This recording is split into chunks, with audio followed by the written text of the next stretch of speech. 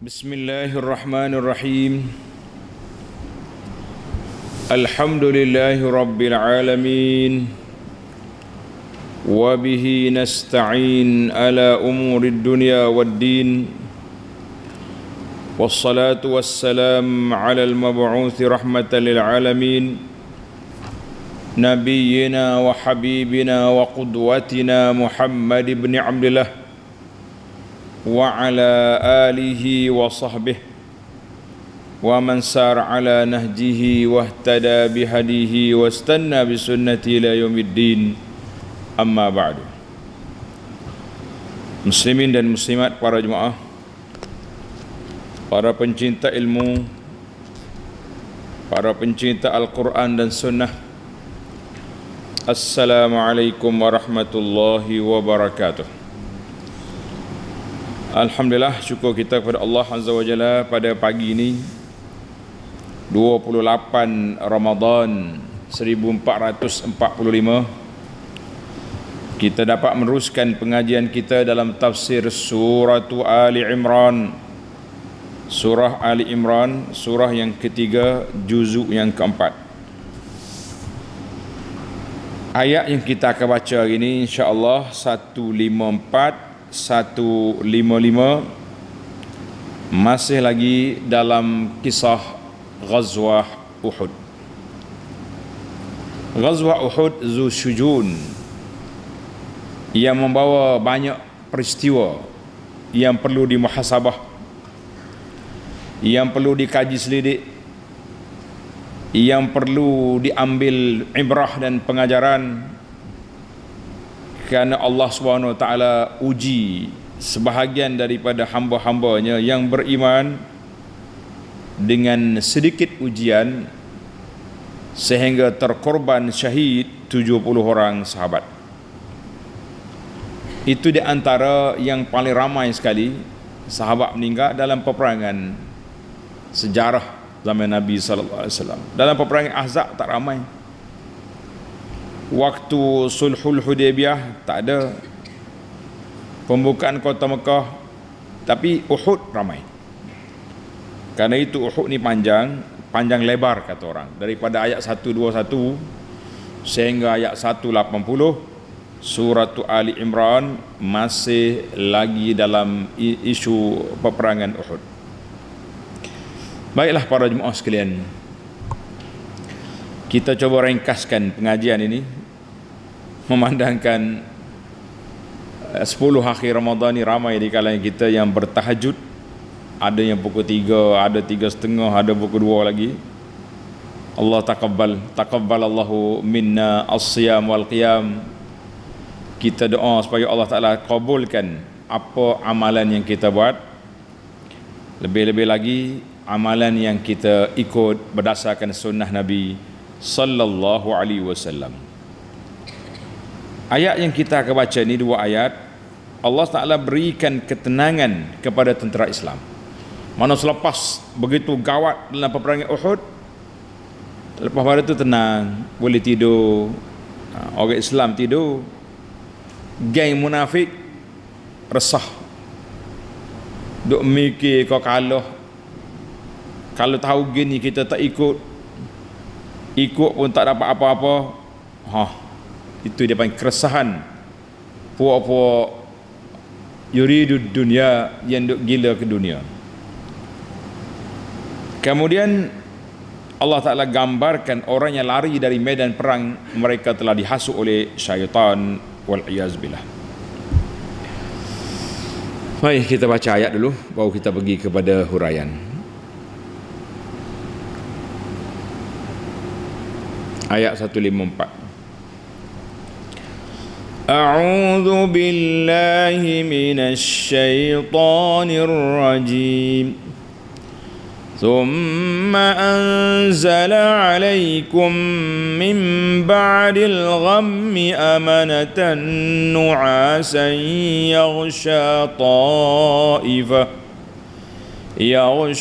طائفة منكم وطائفة قد أهمتهم أنفسهم يظنون بالله غير الحق ظن الجاهلية يقولون هل لنا من الأمر من شيء قل إن الأمر كله لله يخفون في أنفسهم ما لا يبدون لك يقولون لو كان لنا من الأمر شيء ما قتلنا هاهنا قل لو كنتم في بيوتكم لبرز الذين كتب عليهم القتل إلى مضاجعهم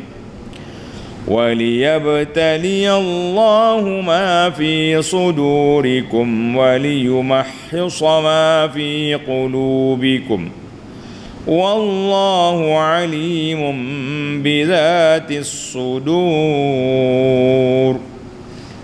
إن الذين تولوا منكم يوم التقى الجمعان إنما استزلهم الشيطان ببعض ما كسبوا ولقد عفى الله عنهم إن الله غفور حليم.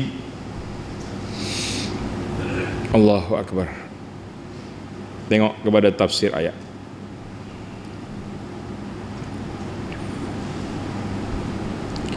Summa anzalallahu alaikum min ba'dil ghammi amanatan. Kemudian sesudah kamu mengalami kejadian yang mendukacitakan itu, kejadian apa tu? Tu kejadian dalam peperangan Uhud. Allah menurunkan kepada kamu perasaan aman tenteram, iaitu rasa mengantuk yang meliputi segolongan dari kamu, iaitulah golongan yang teguh imannya lagi ikhlas.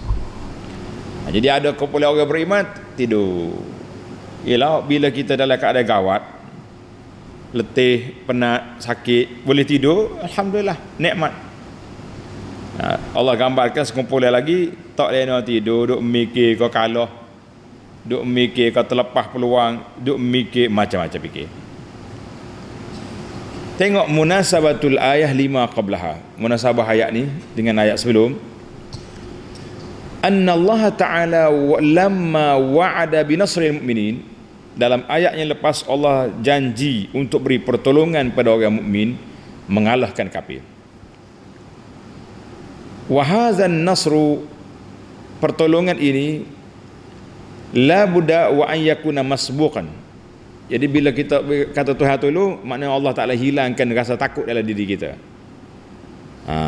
Jadi Allah Ta'ala nyatakan dalam ayat ini, walaupun kita ramai mati syahid, tapi sahabat-sahabat tenang, boleh tidur relax, berehat. Itu salah satu daripada tanda Allah Ta'ala beri pertolongan kepada orang mukmin. Tanda pertolongan, walaupun mereka ditimpa, diuji, tapi mereka boleh tenang. Alhamdulillah. Allahu Akbar. Tengok tafsir ayat. Summa anzalallahu alaikum min ba'dil ghammi amanatan. Ay anna Allah Ta'ala qad anzala alaikum, Allah Ta'ala turunkan ke atas kamu setelah kamu menghadapi suasana yang begitu gawat, yang orang panggil takutnya dengan macam-macam pada hari Uhud itu, maka Allah Ta'ala turunkan cara, alat memberi keamanan kepada kamu dan memberi ketenangan kepada orang beriman dengan cara mana? Mengantuk. Hai. Mengantuk ni kalau dalam majlis ilmu tak jadi. Tapi kalau kita takut, stres, boleh tidur, alhamdulillah, itu nikmat daripada Allah. Tapi kalau kita duduk mengaji ni sengguh, tengah duduk berzikir, bergoyang, tengah dengar khutbah khusyuk, itu dak tu diulik oleh syaitan tu. Jangan tukar tempat. Apa dia kah amanatan?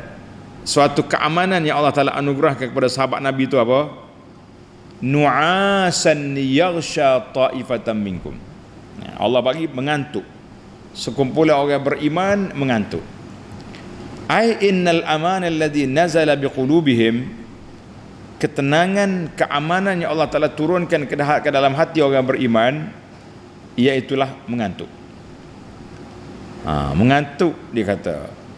Di antaranya tulis hadis an Anas bin Malik radhiyallahu anhu anna Aba Talhah radhiyallahu anhuma qala, Abu Talhah salah seorang daripada panglima yang duduk tepi Nabi sallallahu alaihi wasallam, tak tinggal waktu pecah tentera. Abu Talhah ada sekali, dia kata apa, lepas pada berlakunya peristiwa kematian ramai itu, jadi mengantuk. Rafa'tu ra'si yauma Uhud faja'alat anzur, aku tengok jenguk kepala aku pada hari Uhud ni, aku tengok wa ma minhum yaumin ahad illa yamidu tahta jahfatihi minan nu'as. Dia kata ramai para sahabat ni tunduklah kepala, mana kalau dia pergi penyangga perang tu, maka di atas kepala begitu ya, keroh tidur. Itu kata dia Abu Talhah. Abu Talhah tafsir ayat ni, summa anzala alaikum min ba'dil ghammi amanatan, mana Allah Ta'ala turunkan setelah berlakunya peristiwa Uhud itu, Allah Ta'ala turunkan ketenangan. Jadi ketenangan itulah iaitu mengantuk. Allahu Akbar. Jadi Abu Talhah kata kuntu fi man taghshahun nu'as, aku salah seorang daripada orang yang mengantuk pada hari itu. Dia kata apa? Hatta saqata sayfi min yadi, dia pegang pedang ni, pedang jatuh, dia lena pegang bong, jatuh pedang. Miraran, ambil pula, jatuh pula. Yaskutu wa akhudhu wa yaskutu wa akhudhu, dia jatuh aku ambil, jatuh ambil. Jadi Allahu Akbar. Itu menunjukkan ketenangan yang Allah Ta'ala turunkan kepada siapa? Kepada para sahabat. Tapi ingat molek, ada sekumpulan lain pula, kumpulan koyak rabuk nama dia.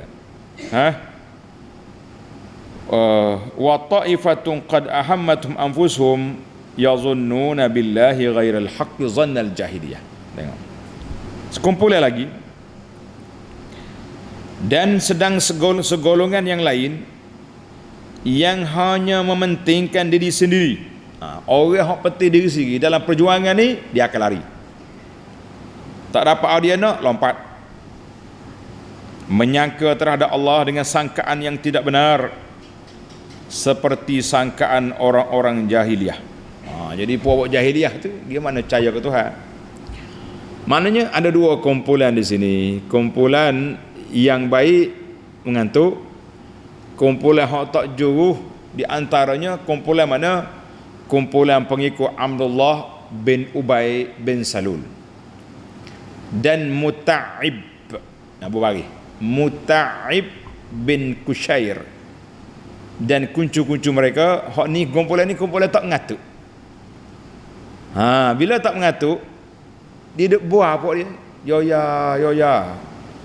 Apalah dia tu Muhammad ni, kalau betul dia tu Nabi, takkanlah dia kalah. Kalau betul ajaran dia bawa ni benar, takkanlah Tuhan tak tolong. Jadi dia duduk cakap. Pasal itulah dia kata dia ni yazunnuna billahi dhannal jahiliyah, mereka dia buat sangkaan-sangkaan buruk terhadap Allah Azza wa Jalla, dia panggil sangkaan jahiliyah. Baik, kita tak sebut tadi hadis Abu Talhah tadi, rafa'tu ra'si, rawahu An-Nasa'i wa Tirmizi, dan sanad dia sahih, alhamdulillah. Jadi puak-puak Ibnu Ubay bin Salul dengan Muta'ib tadi ni, geng hok tak mengatuk ni. Bila tak mengatuk, dia duduk cari kerja, duduk attack sana, komen sini, korek sana, korek sini. Dia panggil geng tak ada kerja. Ni bahaya, geng tak ada kerja ni. Bila dia tak ada kerja, dia cari kerja. Yazunnuna billahi ghairal haqqi dhannal jahiliyah, mereka duk sangka macam-macam. Di antara sangka adanya, agama Islam ni akan hilang. Nabi SAW akan terbunuh. Macam-macam andailah dia buat. Dan pengikut-pengikut dia akan kalah. Dia tak tahu. Kalah sikit ya. Tapi kita menang lepas pada tu, jangan main. Tulislah pelajar, ayat ini ditafsirkan dengan ayat surah Al-Fath ayat 12. Ayat ini ditafsir dengan surah Al-Fath ayat 12. Baik, tanda setelah seterusnya ayat. Yaquluna hal lana minal amri min syai'. Mereka berkata, puak mana? Geng munafik. Adakah bagi kita suatu bahagian dari pertolongan kemenangan dijanjikan itu? Tuhan kata nak tolong ni, kenapa mati ramai ni? Jadi puak-puak nak bela, nak jaga diri ni, penting ke diri, duk cakap mananya pertolongan Tuhan? Maka Allah suruh Nabi jawab, Qul innal amra kullahu lillah. Katakanlah wahai Muhammad sallallahu alaihi wasallam, sesungguhnya perkara yang dijanjikan itu semuanya tertentu bagi Allah. Dialah sahaja yang berkuasa melakukannya menurut peraturan-peraturan yang ditetapkan. Mari duk perli, duk mai. Kata Muhammad, Allah suruh Nabi kita jawab kepada kritikan ataupun komen-komen munafikin, inna jami'al umur, semua urusan ini kuasa Allah Azza wa Jalla. Tuhan yang bagi kemenangan, Allah Ta'ala juga bagi kekalahan. Jadi bila kita menang, kita gembira. Bila kalah, kita kena sabar. Jadi tak boleh nak orang panggil hilang sabar, hilang pertimbangan. Itu bukan cara orang mukmin. Baik, seterusnya, yukhfuna fi anfusihim ma la yubduna lak. Mereka menyembunyikan dalam hati mereka apa yang tidak mereka nyatakan kepadamu. Jadi Allah Ta'ala pecah rahsia di sini. Yudmir ulaikal munafiqin, puak-puak munafik itu telah menyembunyikan dalam hati dia apa yang tak zahir pada mulut. Maknanya kalau dia cakap baik depan, buruk di belakang. Itu dia panggil sifat munafik. Tengok kata-kata buruk dia.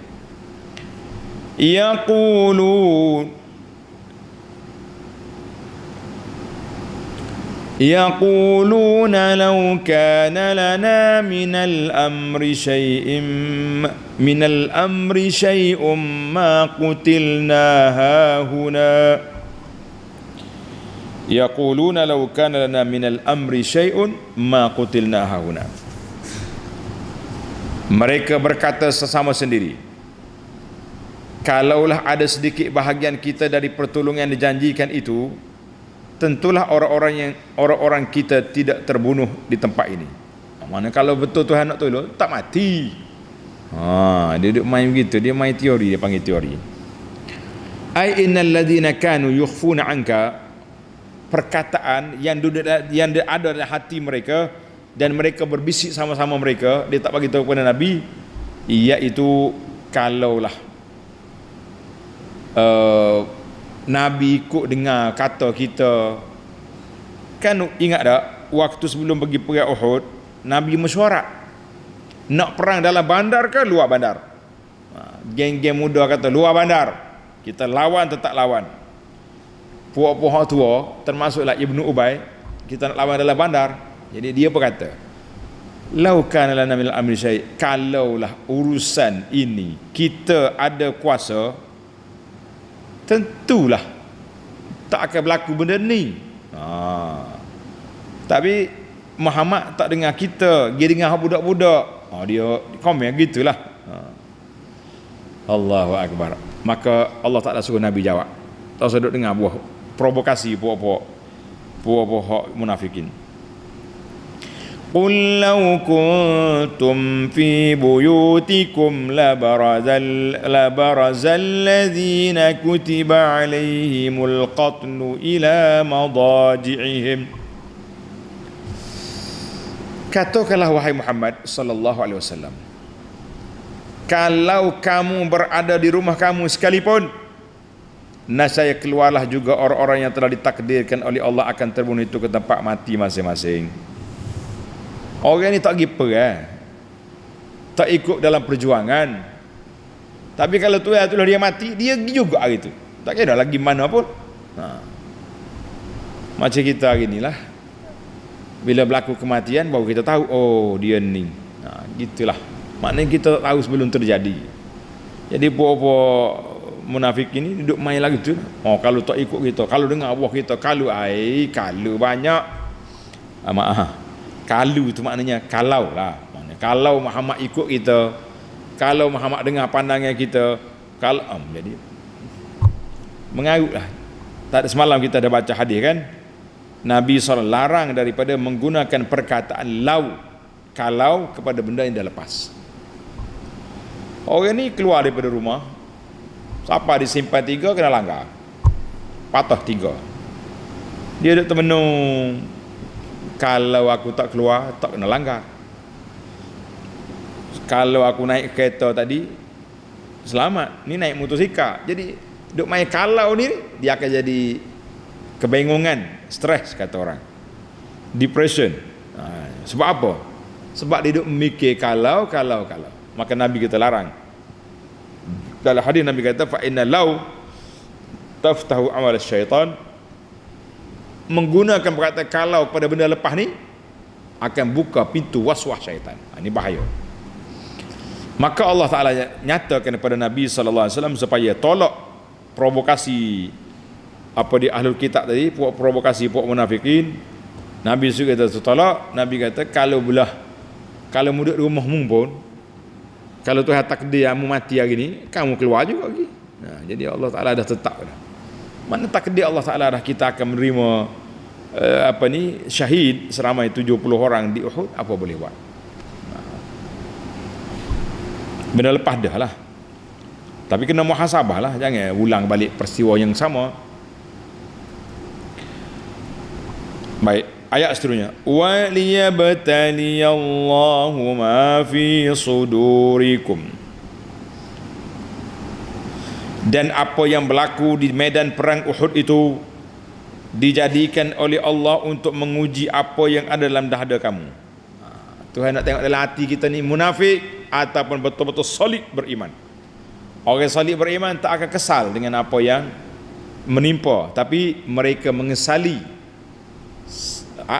setengah sahabat yang langgar perintah Nabi sallallahu alaihi wasallam. Itu kita kena sah. Kita kena belajar imrah. Waliyumahhisa ma fi qulubikum, dan untuk membersihkan apa yang ada dalam hati kamu.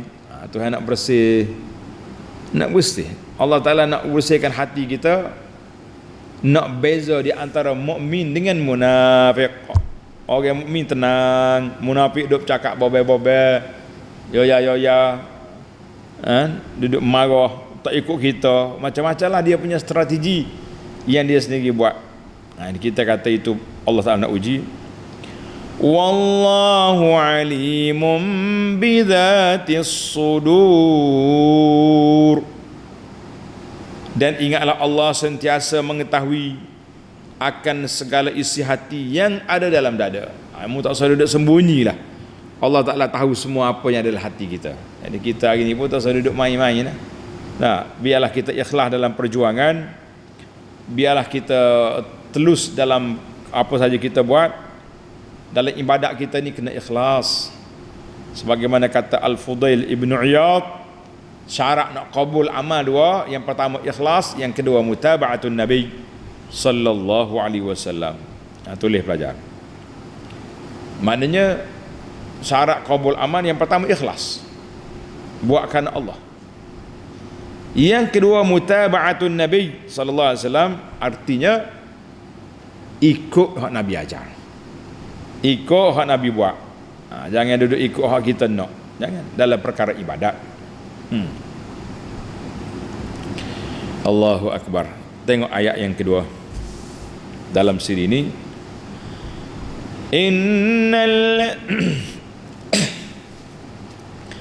Innal ladzina tawallaw minkum yawmal taqal jam'an, bahawasanya orang-orang yang telah berpaling melarikan diri di antara kamu pada hari bertemu dua angkatan tentera Islam dan kafir dalam peperangan Uhud itu, innamastazallahumush syaitanu bi ba'dhi ma kasabu, sesungguhnya mereka hanya telah digelincirkan oleh syaitan dengan sebahagian dari perbuatan-perbuatan yang salah yang mereka telah lakukan pada masa yang lalu.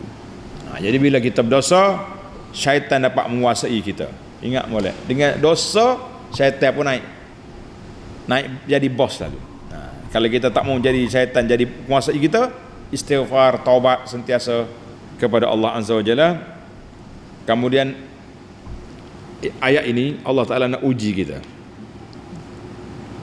Innal ladzina tawallaw minkum yawmal taqal, innal ladzina wallaw minkum al musyrikin adbaru, orang yang lari masa peperangan Uhud, bila tentera Islam pecah, lari. Semalam mana ada cerita adanya lari sampai ke Madinah, kan? Ada sampai ke Madinah lagi.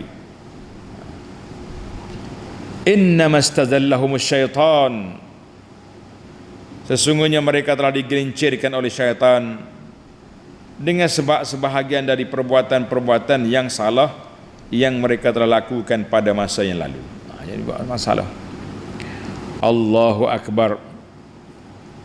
Syaitan kacau. Wa ma tasallat alaihim, syaitan tulis kata-kata kaedah ni, syaitan tak akan boleh menguasai seseorang manusia kecuali apabila mereka derhaka kepada Allah Azza wa Jalla, baru syaitan boleh menguasai. Orang yang baik-baik syaitan tak boleh nak kuasai. Namun begitu, sekali lagi Allah Ta'ala ulang. Tengok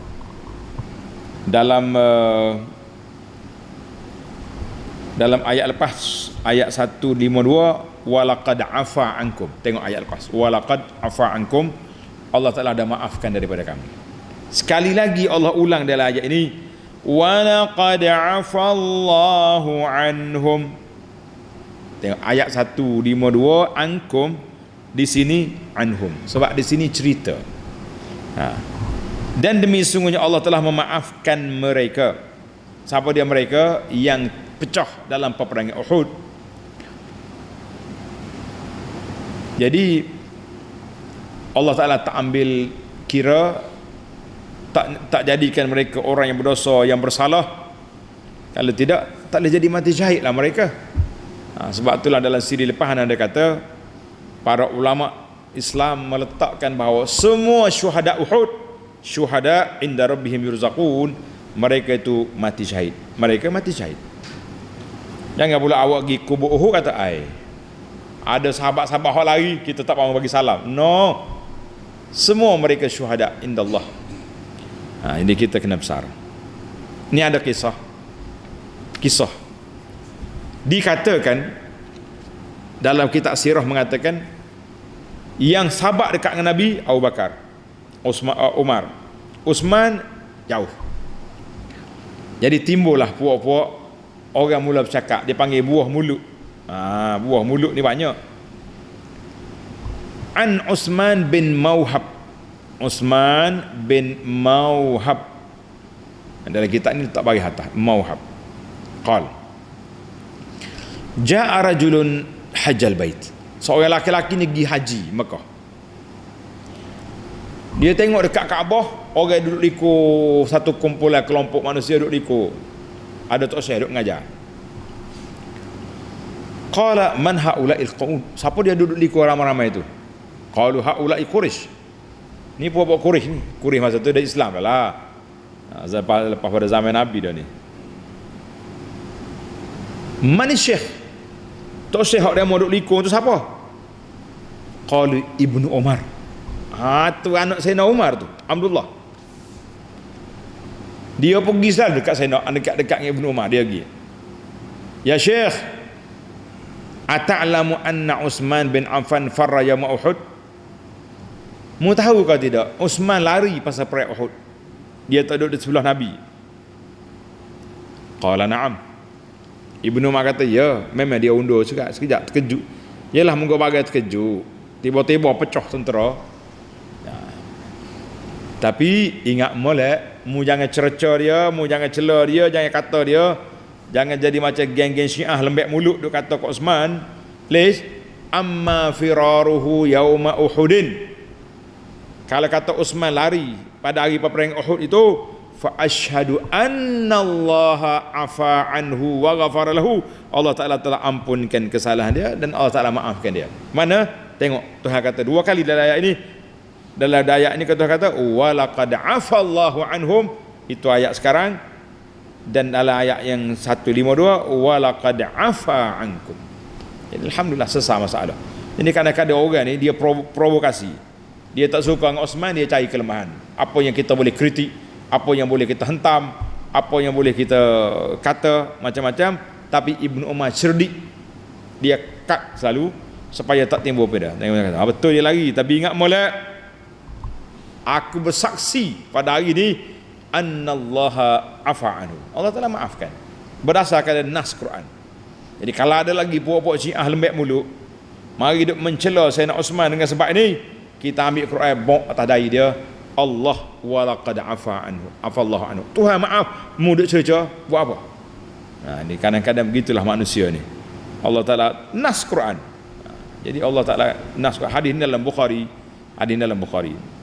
Dan terdapat hadis lagi, hadis dalam perang Tabuk, waktu Sayyidina Osman serahkan harta dia yang begitu banyak untuk persiapan perang, Nabi naik atas mimbar, ma darra Osman ma fa'ala ba'dal yaum, tak ada lagi mudarat pada Osman, dia buat apa-apa lagi. Allah Taala ampunkan dosa dia, dia ni ahli syurga. Mari duduk kutuk Osman.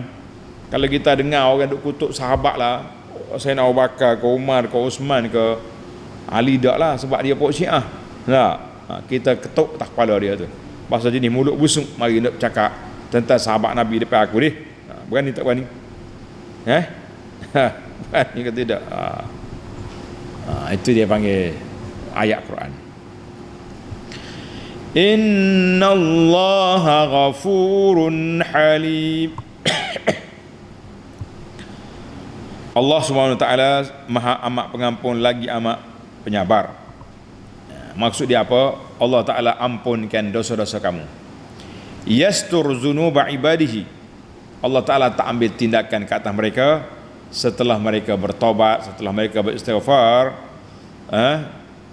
Ada kalanya Tuhan bagi peluang. Berapa ramai orang yang zalim, jahat waktu dia muda, bila tua insaf, taubat, istighfar banyak-banyak, Allah Ta'ala maafkan. Itu kuasa Allah Ta'ala. Kita nak kata apa? Allahu Akbar walillahil hamd. Allahu Akbar walillahil hamd. Tamatlah kita ayat. Habislah dua ayat secara ringkas-ringkasnya, insya-Allah. Kalau nak panjang pun boleh, tapi cukuplah setakat tu kan. Ana dah sebut dah. Kalau tuan-tuan nak baca cerita Uhud cara ringkas, kita Badar ada dalam kitab yang kita usahakan ini, insya-Allah. Kalau nak panjang benar, buka kitab lain, Ar-Rahiqil Maktum contohnya, lebih detail maklumat. Tapi kita ke pihak kita lah dulu kan. Baiklah, kita berpindah mencari 5 faedah. 5 faedah. Summa anzala alaikum min ba'dil ghammi amanatan. Allah Ta'ala turunkan ketenangan kepada orang beriman. Abu Talha kata apa? Aku tertidur sampai jatuh pedang. Sahabat-sahabat lain duduk menyangga dengan penyanggah dia tu, tidur habis. Jadi ayat ini tasrih bi ta'akhuril inzal.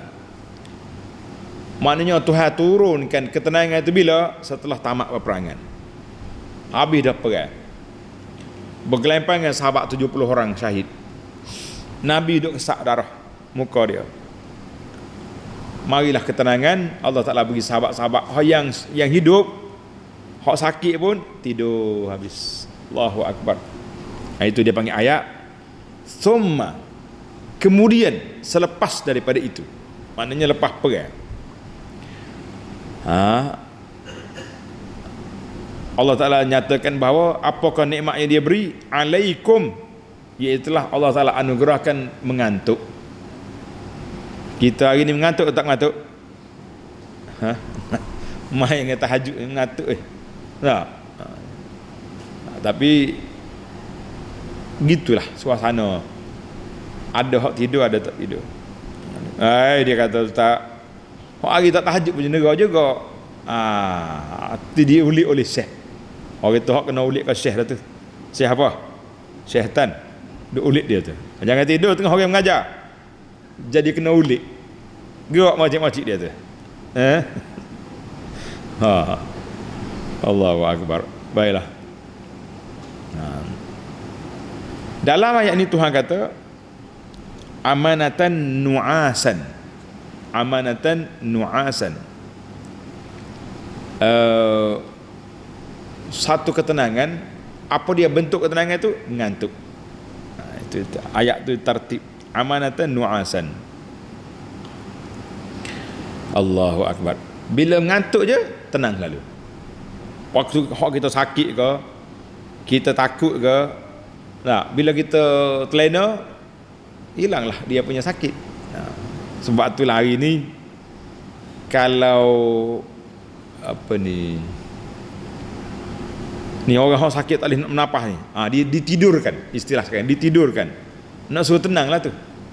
Nak suruh tenang. Ada satu kumpulan istilah doktor ni, dia panggil mautur rahmah. Ada juga mautur rahmah. Ingat kejual buah rahmahnya, mautur rahmah ada juga. Bila orang terlalu sakit, doktor injek dia. Jadi dia tak sedar. Dia panggil istilah sekarang ditidurkan. Ditidurkan. Tidur tu mati dah tu. Cuma hidup balik kalau hidup. Kalau tak hidup bakal gitulah. Sebagaimana orang yang tak hidup dah. Allahul musta'an. Jadi kita kena ingatlah. Mengantuk ni jadi satu ketenangan bila kita takut. Bila kita resah. Tapi mengantuk menjadi ulitan syaitan bila kita duduk dalam majlis ilmu. Baiklah. Yang kedua, tengok Allah Ta'ala sebut dalam Quran ini, yaghsha ta'ifatan minkum wa ta'ifatun qad ahammathum anfusuhum. Jadi kumpulan yang pertama yang Tuhan bagi mengantuk ni kumpulan yang beriman. Kumpulan yang kedua kumpulan resah, nama dia kumpulan gelisah, kumpulan yang stres. Puak mana ni? Puak-puak yang tidak beriman. Ayat ini anna hadhil aqidah Islam mengajar kepada kita salah satu daripada rukun iman, al-imanu bil qada'i wal qadar. Kita beriman dengan takdir Allah Azza wa Jalla. Karena itulah orang yang beriman, dia keluar daripada rumah dia nak pergi berjihad, yakhrujuna lil jihad, mereka ikhlas. Tak kisah dah, kalau pergi mati syahid. Kalau tak mati, buat balik semula, jumpa keluarga. Kalau menang, boleh bawa pula barang-barang berharga, dia panggil ghanimah. Kita boleh bawa balik ghanimah. Itu dia panggil kalau kita menang. Kalau tak menang pun boleh balik tuan. Itu dikata akidah mengajar kepada kita. Ajar kepada kita apa? Ajar ketenangan.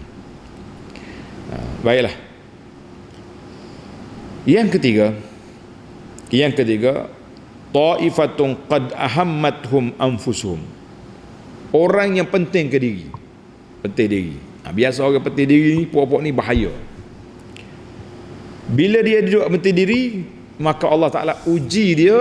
Allah Ta'ala nak suruh nampak watak sebenar dia ni. Watak sebenar orang ni.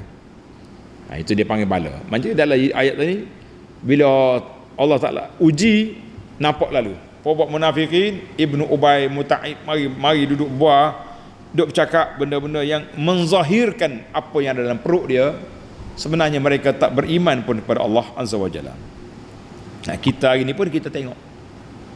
Ni sehari dua ni sibuk netizen dengan tulisan-tulisan kalimah Allah Ta'ala. Sama ada dia tulis betul kalimah Allah, macam cerita stalking tu, ataupun ada lukisan tu, kalau kita tengok ada kalimah Allah di tapak kasut. Sibuklah duk cari kalimah Allah. Kita mari pula kumpulan lain pula duduk bela pula. Bukan tu, saya pandai kok lah macam-macam. Kita kata tak usah duduk banyak kerja lah. Kalau kita tengok ada kalimah macam kalimah Allah itu, tergamuk ke kita nak pakai kasut tu? Tak tergamuk dah. Kecuali orang yang dhamir, hati dia mati, baru boleh kerja. Jadi kita kata janganlah sifat kita ni, jangan ada kepentingan diri dalam perjuangan. Kalau ada kepentingan diri, dia tengok di mana tempat dia boleh duduk yang ada kepentingan. Lompat-lompatlah, yang penting kepentingan tu kena ada. Jadi kita kena tengok pentingnya dalam perjuangan ni, jangan duduk cari peluang semata-mata. Itu perangai-perangai munafik. Munafik ni dia keluk-kelek. Di sini ada peluang, di sini ada peluang. Ibarat pepatah Melayu kata, di mana bumi subur, di situ benih ditabur. Ini ayat bahasa. Maknanya munafik ni di mana tempatnya dia boleh cari makan, boleh cari projek, boleh cari kedudukan, dia akan duduk situ. Tak sedut pelik lah. Atas dunia ni penuh dengan mali'atun bin nifaq, dengan orang-orang yang bersifat seperti ini, na'udzubillah. Yang keempat, wal yabtaliyallahu ma fi sudurikum. Allah Ta'ala nak zahirkan apa ada dalam hatimu. Sebenarnya dalam hati ni orang tak tahu, tapi Tuhan zahirkan dia dengan tanda-tanda. Tengok dalam ayat ini Allah kata apa? Minkum man yuridud dunya.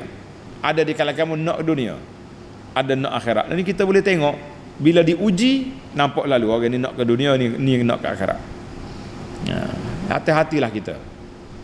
Kita buatlah kumpulan mana pun, NGO ke apa dia ke, kalau ada kepentingan diri, buat kerja kerana nak cari cari projek je, jumpalah benda pelik, akan berlaku perkara yang tersebut. Jangan main. Maka ayat ni kata habislah kita. Itu dia paling kepentingan diri. Yang keempat dah. Allah Ta'ala uji liyabtali Allahu ma fi sudurikum, maknanya isyarat kepada perkara yang ada dalam hati itu. Kita boleh tengok, boleh kesan melalui isyarat zahir dia, tapi tak dihukum. Saya tahu dalam hati orang, tak boleh. Kita nak jatuh hukum tak boleh. Tapi kita kena siasat dari sudut evidence ataupun bukti-bukti yang boleh menampakkan kecenderungan orang. Boleh kesan sebenarnya, boleh kesan orang ni nak pergi lah ke mana. Tengok Facebook dia tahu lalu dah. Kalau dia share gapo dia. Kalau suka share lagu-lagu, suka duk share gambar-gambar orang duk bergendang di kubur, tahulah dia punya hala tuju.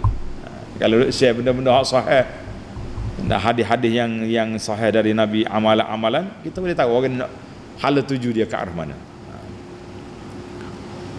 Yang terakhir, Allah rak kepada kata-kata apa dia ni, kata-kata Yahudi, kata-kata munafik. Dia kata apa? Lau kuntum fi buyutikum, lau kana lana minal amri syai' ma qutilna. Kalau Muhammad dengar kata kita, tak berlaku macam ni. Kita kena tulis, ini satu kaedah yang besar. Dia kata al-hazaru la yadfa'ul qadar. Al-hazar la yadfa'ul qadar. Mana langkah berhati-hati secara mana pun, kita tak boleh lari daripada takdir Allah Azza wa Jalla. Tulis ku Arab. Al-hazaru la yadfa'ul qadar. Maknanya langkah berhati-hati tidak boleh menolak takdir. Tapi kena berhati-hati, jangan terbolah. Tak apa aku bawa kereta gini-gini pun, kalau takdir tu tak accident, ni orang tak makan panado pagi ni. Kita ni langkah berhati-hati kena buat, ikut SOP, tapi jadi juga benda yang kita tak suka. Itu kita kata takdir Allah Azza wa Jalla. Dan kata-kata yang kedua, wat tadbir la yuqawimu taqdir. Wat tadbir la yuqawimu taqdir, kita susun atur strategi setara mana pun tak boleh nak tembus takdir Allah Azza wa Jalla. Sebab itulah bila bercakap tengok kiri kanan, kata orang. Bila kita bercakap tengok kiri kanan. Nak janji ke, nak apa ke, mikir molek. Orang akan ingat janji kita, tapi biasanya orang berjanji ni dia mudah lupa. Orang suka berjanji, dia mudah lupa dengan janji dia. Tabur janji sana, tabur janji sini. Ini cukup berbahaya. Maka Allah jawab sini, lau kuntum fi buyutikum, kalaulah duduk di rumah mau berkurung pun, bila sampai waktu takdir Allah Ta'ala berlaku, dia akan keluar. Ada beberapa kes yang kita jumpa, orang ni nak mati Mekah, tapi orang ajak pergi Mekah tak mau. Dia kata pelik lama ni doa nak mati Mekah, orang ajak pergi Mekah tak sih, tak ada duit lah, macam-macam alasan. Dekat dia nak mati, mengamuk anak dia, suruh cari juga duit, aku nak pergi Mekah. Anak dia terpelik lah, ayah ni waktu sihat molek tak nak pergi, waktu tua tak larat nak pergi. Rupanya malaikat maut menunggu dia di perkuburan maklah di Mekah. Siapa-siapa Mekah dalam kait ihram, inna lillahi wa inna ilaihi rajiun, kata. Kita tak nak kata lah, mana takdir Allah SWT, kita kena usaha yang terbaik. Baiklah, jadi dalam ayat ini saya ringkasnya, dia kata ujian adalah satu batu uji ataupun kayu ukur yang paling kuat untuk menzahirkan dalam hati orang. Kita uji dulu. Nak tengok orang ni tak ikhlas perjuangan, tengok ujian. Waktu tak ada ujian, semuanya hebat. Bila kena ujian, lari, nak kata apa? Kita tak tahu. Sebab itulah kita jangan ada uji diri kita. Kita minta nas'alullah al-afiyah, kita minta Allah selamatkan kita, jangan minta ujian. Satu lagi kata di ulama, az-zambu yajurru ila zambi, dosa akan melahirkan dosa. Dosa akan melahirkan dosa. Ayat Tuhan kata, orang lari, innamastazallumu syaitan. Jadi semua tu dah lari, dosa dah. Dia ikut syaitan pula, dua, banyaklah benda-benda. Allahu Akbar. Jadi oleh kerana dia berdosa awal, maka syaitan pun boleh kuasai dia. Jadi kesimpulan kitanya para jemaah, jangan sekali-kali kita benarkan syaitan menguasai kita. Sebab apa? Sebab cukup berbahaya kuasa syaitan tu ada kalanya kuat, boleh tembus, boleh pecahkan kubu pertahanan kita. Kata di ulama tadabbur, dia kata isbatu annalis syayatin ta'siran 'alal 'abdi. Ayat ini innamastazalluhumus syaitan, Allah kata mereka telah dikuasai oleh syaitan, menunjukkan bahawa syaitan boleh menguasai anak Adam ini hatta fil amalis salih, sehingga dalam amalan yang salih. Hatta dalam masalah jihad, nak pergi jihad tapi tak ikhlas. Dalam masalah nak buat amal soleh tapi tak mau ikut sunnah. Oh, payuh nak ajar orang sunnah ni. Nah, dia kata orang buat belaka dah ni. Kita seorang tak buat agak menjadi makhluk asing atas dunia ni. Allahu Akbar. Baiklah, para jemaah sekalian, kita break setakat itu dulu. Mudah-mudahan ada manfaatnya insya-Allah. Wa sallallahu ala nabiyyina Muhammad wa ala alihi wa sahbihi ajma'in. Alhamdulillahirabbil alamin.